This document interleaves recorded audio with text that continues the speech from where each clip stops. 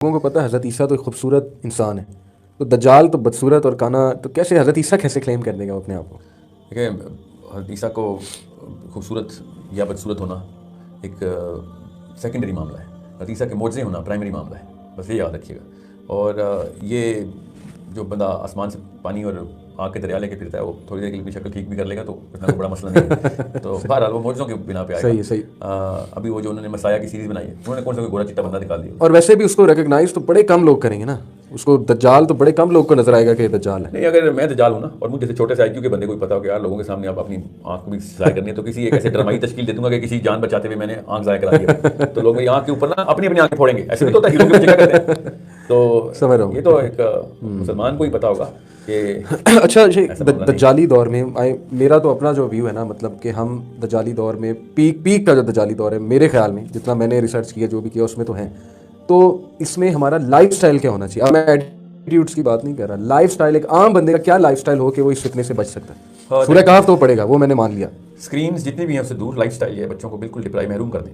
ये तो पॉसिबल ही नहीं है, तो फिजिबल भी नहीं है, रियलिस्टिक भी नहीं है। 90% of the world does not know screens.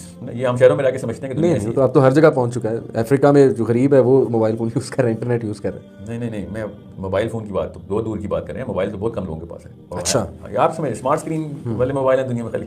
अभी भी मेरे ड्राइवर के पास अभी स्मार्ट स्क्रीन नहीं आई थी। बिल्कुल ठीक है। अभी भी स्क्रीन से आपकी क्या मुराद है? स्क्रीन जितनी भी है, बस जितनी कोशिश करें, लैपटॉप और ये सारे टीवी, लैपटॉप चले 1% ऑफ द वर्ल्ड यूजेज है ना। गाँव में कहाँ, किसानों के पास कौन सा लैपटॉप स्क्रीन मशीन, उनके पास सिग्नल कहाँ से आज बेचारी बड़ी बात है। चलिए, जो हमारे शहरी लोग हैं, पढ़े लिखे लोग हैं, ये स्क्रीन से दूर रखें बच्चों को, अपने आप को जितना कम कर सकते हैं करें। जी बिल्कुल। अपने आप को टेक्नोलॉजी से दूर करने की कोशिश करें। सिर्फ गुलाम के तौर पे टेक्नोलॉजी को इस्तेमाल करें, टेक्नोलॉजी के गुलाम ना हो जाएं। जब आपने बाहर जाना हो तो जब तक टाइम पे पहुंचना इल्लत नहीं है तब तक पैदल ही जाएं। गाड़ियों का भी इस्तेमाल कम करें। ठीक है। जितना भी आप अपने आप को ऑर्गेनिक कर सकते हैं ना, ऑर्गेनिक। और जितने मुश्किल काम है ना, जो कि बहुत मुश्किल, किताब पढ़ना, सुबह उठना, रातों उठना, अपने कपड़े खुद धोना, इस्त्री करना, ये सब छोटे छोटे सारे काम, जितनी भी सुन्नत है वो सब दज्जाल के दौर को बचाने के लिए काफ़ी हैं। तो 200-300 सुन्नतें बनती है एक दिन की। सही। एक तो एक तबलीग जमात के मेरे दोस्त हैं, ठीक। उन्होंने मुझे ना लिख के एक दफ़ा बताया, कहा आप पूरी करके दिखते हैं। तो 230 सम सुन्नत एक दिन की है, सही, आम से दिन की, समझ जुम्मे की भी नहीं, जुम्मे की नहीं। जी। तो ऑर्गेनिक लाइफ की तो पीक अल्लाह के नबी अलैहि सलाम ने करके दिखाई ना। तो जितना ज़्यादा आप कर सकते हैं उतनी ज़्यादा आपकी बचत है। डाइट भी आती है फिर ऑर्गेनिक लाइफस्टाइल में, तो डाइट का बहुत रोल है।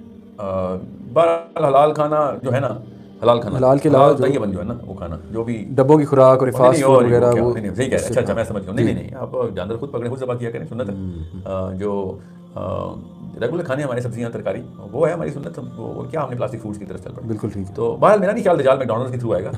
मगर नहीं, मतलब ये डाइट मैटर तो करती है ना। जी, ये आपको जिस लेवल पे आदी कर रही है ना इस तरह के लाइफस्टाइल का, उसके बाद आपकी मेहनत करने की जो बेसिक सकत है ना, वो खत्म हो जाती है।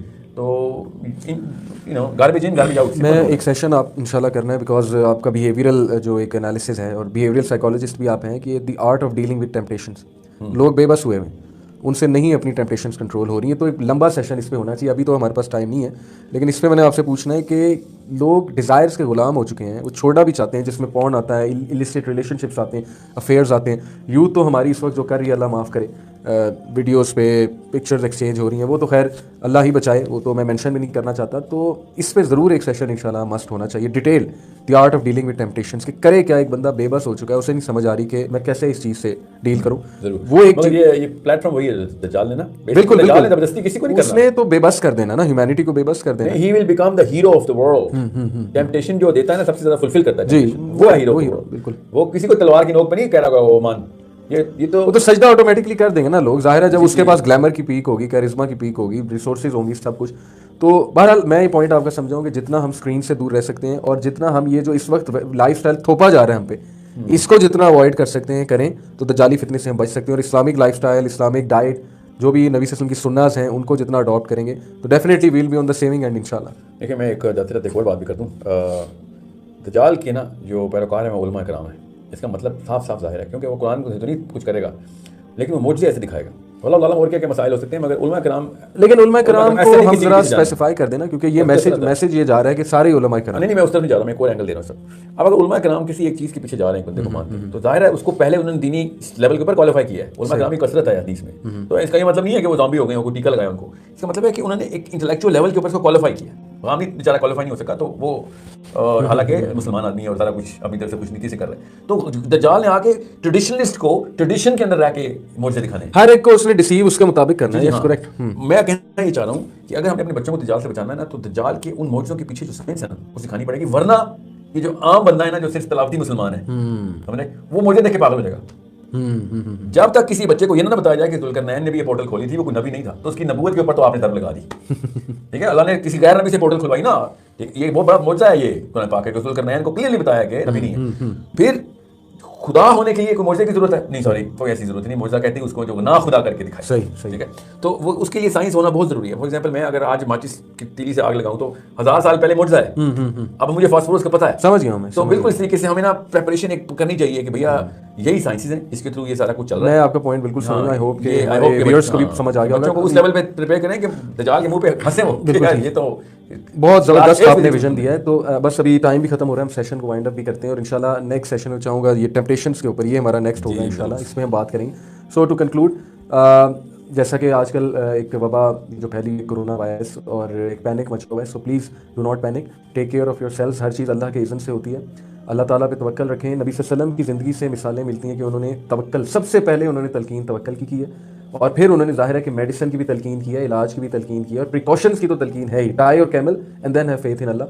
आप अपनी प्रिकॉशंस पूरी रखें और अल्लाह ताला से बहुत इस्तग़फ़ार करें। मुसलमान का पर्सपेक्टिव और है, हमने वही से पर्सपेक्टिव लेना, हमने चाइनीज़ से पर्सपेक्टिव नहीं लेना कि चाइनीज़ पे भी तो कोरोना वायरस आया था तो उन्होंने देखो उसका मुकाबला कर लिया, उन्होंने तो कोई इस्तग़फ़ार नहीं किया, अब उनसे कोरोना वायरस चला गया। वो चाइनीज़ हैं, वो मुसलमान नहीं है, हमने उनसे पर्सपेक्टिव नहीं लेना, हमने पर्सपेक्टिव कुरान से लेना। और कुरान का ये पर्सपेक्टिव है कि जब तुम पे मुसीबतें आए, जब तुम पे कोई ऐसी चीज़ आ जाए जो आउट ऑफ कंट्रोल हो जाए, तो इस्तग़फ़ार करो, अपने रब से तौबा करो, अपने रब से मग़फ़िरत तलब करते रहो और अपने आप को बेहतर करो।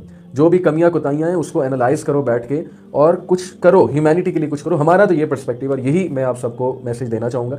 और बाकी जो हमने डिस्कशन की उम्मत के डाउनफॉल की, उसमें दैन अगेन मैं क्लियर कर दूं कि जो भी बात की साहिल अदीम भाई ने, हर दहरिया का सवाल हर आलिम से होगा। बिल्कुल ये बात असल में है, तो इसमें कोई हिट करने वाली बात नहीं है, ये बस उनकी एक